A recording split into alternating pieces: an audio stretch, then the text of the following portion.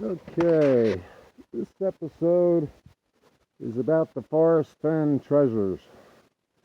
Um, Granted, there was just one person apparently that just found the treasure chest in May or June of 2020.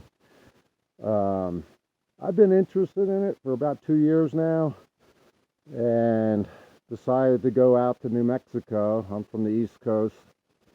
And so, I'm interested in it, but I really couldn't pin down any spots or anything. So I just had a great time on my adventure, camping mostly in New Mexico. So I wanted to show you what other my treasures, at least, because I wouldn't have come out here really, I don't think, and other than the Forrest Fenn treasure. I thought that was really cool. I got to see a lot of great places in New Mexico. And I did find some small treasures, mean a lot to me, and I wouldn't have found them if I didn't come out here. So I'll show them to you now. I had done an episode on Rockhound State Park. So you could always check that if you check Eagle Eric on YouTube. Now, this is all unfinished agate and chalcedony and stuff like that. And what I was doing over the last 2 years was putting it in a rock tumbler. And that's how it comes out. When you finally get it in a rock tumbler for about 5 weeks, and you have to use different types of grit and stuff. So it's just the beautiful rocks that I found all over New Mexico, but Rockhound State Park, I found a lot down there. Like I said, you could always, this is jasper. There's a lot of agate in here. This is like chalcedony. Sometimes they call it miner's ear because it kind of looks like the person's ear. Semi-translucent when you put it up to the sun. So that was some of the stuff I found. And then for the winter time, I was going to Arizona, and I stopped at the Petrified Forest and dug down 3 feet. This was twice that size, and I had it cut on a diamond saw.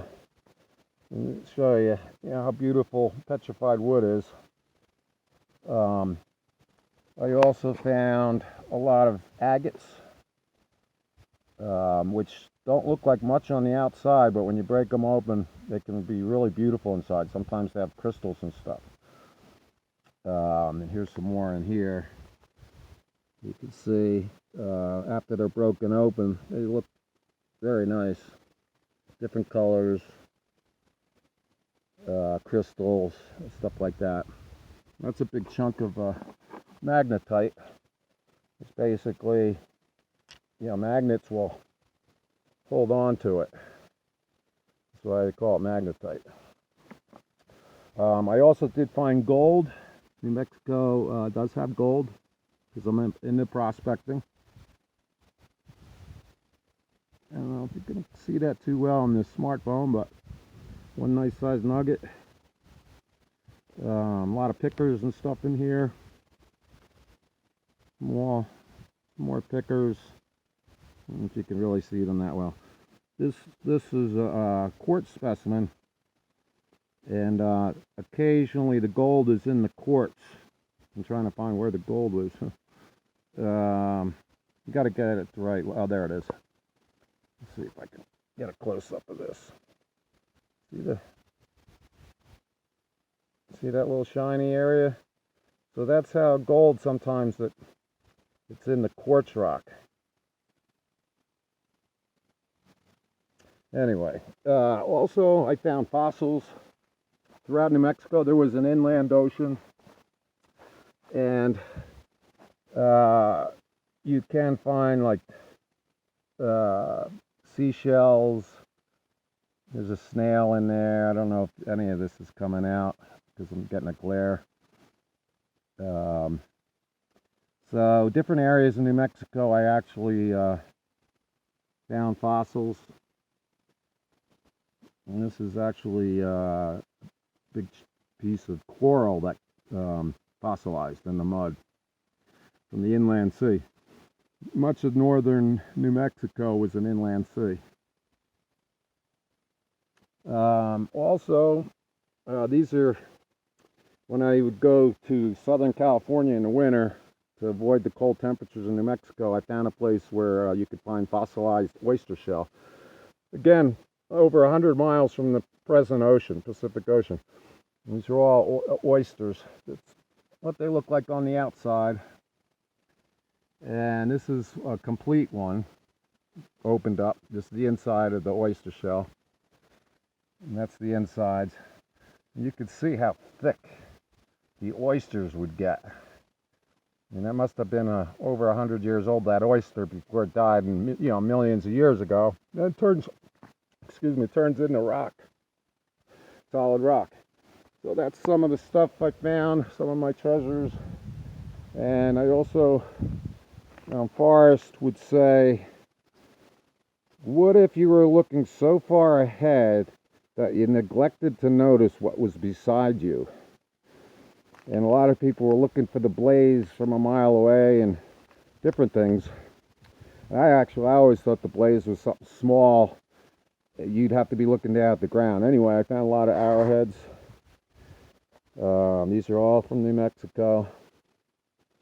A lot of them are obsidian, which is volcanic glass.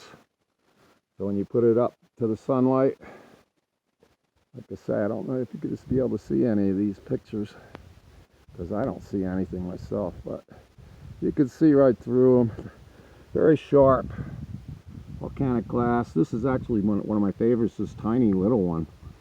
It's wafer thin, very tiny. You can see right through it. And it's perfect. No chips or anything. It's wafer. I mean, look at how thin that is. So that had to have been an expert flint knapper that made that one. And this one's unlisted. The bottom ear is broken off and the tip's broken off. That's a white agate with a very fine serrated edge. You're going to be able to see that or not. But that was a heartbreaker, that one. It would have been pretty big. It would have been about that big. These are Clovis. These are the earliest from the natives.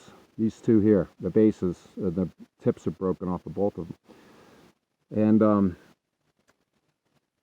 this one here I found on an elk trail, an ancient, where the elk would get funneled through a canyon. They stepped on it, broke this in two. And the third piece, I went back a couple times hoping to find the tip. But those go back to about 8,000 to 9,000 BC. That's the earliest man that came over the straits from Siberia and came into North America.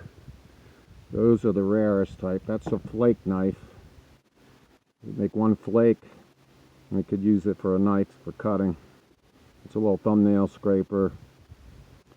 Different types of points in here. This was a little bit of a heartbreaker because the one little ear broke off of it. That's a white agate. Little piece broken off the side. Here's some more. This is a drill, what they would drill into leather, make holes. Most of these are just triangles, which would be very late, woodland period up to historic period. That's a knife, obsidian, an agate knife, which is really nice. You can see right through it. It's almost like a moss agate.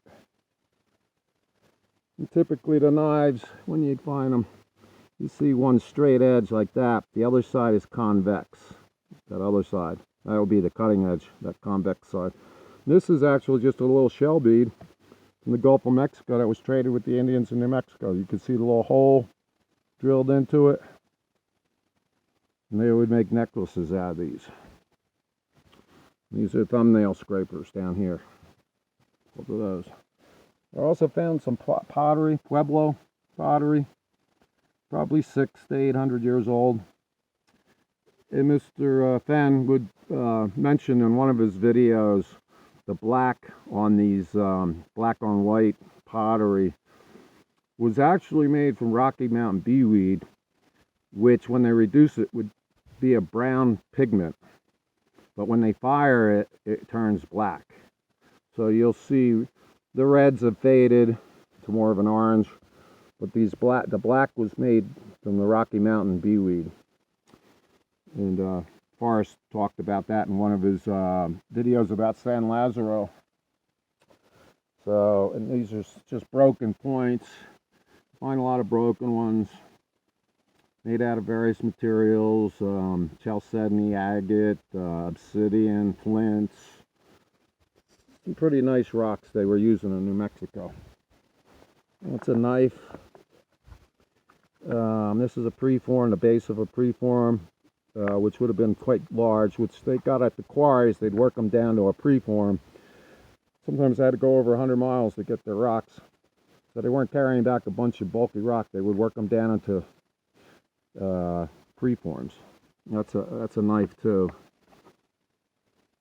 which got broken on the bottom corner there.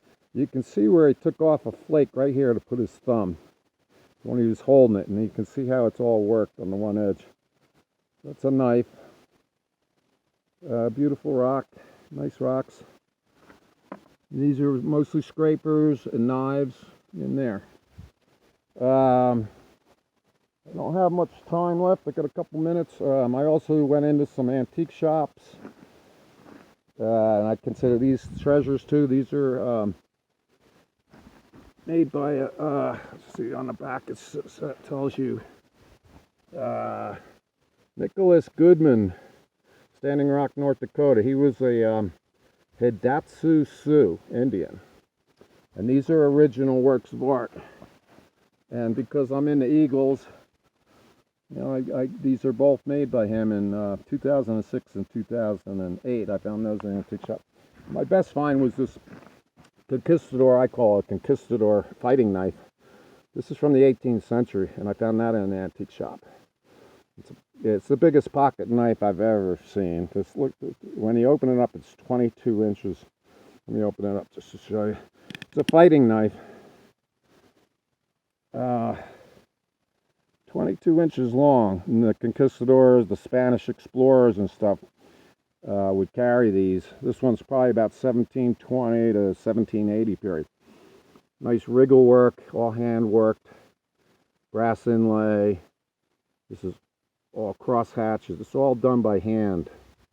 Wriggle work, decoration in the middle. You typically see on 18th century decoration. A very rare piece. It actually has an inscription on the blade, but I can't read it. It might be in Spanish. But these are, you probably won't even see one in a museum. They're so rare. I was just so happy. I've collected pocket knives my whole life, you know, at least 40 years now. This is a super rare piece. I've only seen 2 of them in the last 40 years. So anyway, I wanted to thank Forrest for the great hunt. I had a great time. Saw a lot of great places. You know, I'm sad it's over, but you know, that's the way it goes. But I just had a great time, and I made a poem up. I just want to read it before I leave here. Okay. There was a treasure bold that was old, we were told, containing jewels and gold. This was hidden in the mountains, and some thought under a fountain. But a decade passed until it was found. Some said it was above, and others below ground. Now the search is over. It is finally over for both of us, and our dog named Rover. We all had a great adventure, and some might have even lost a denture. But now we must all make new plans to search here and there in different lands. Okay, thanks again, Forrest. Had a great time. I'd always wanted to meet you. You're into all kinds of things that I've been into over the years. Anyway, take care, all you searchers out there. This is Eagle Eric signing off.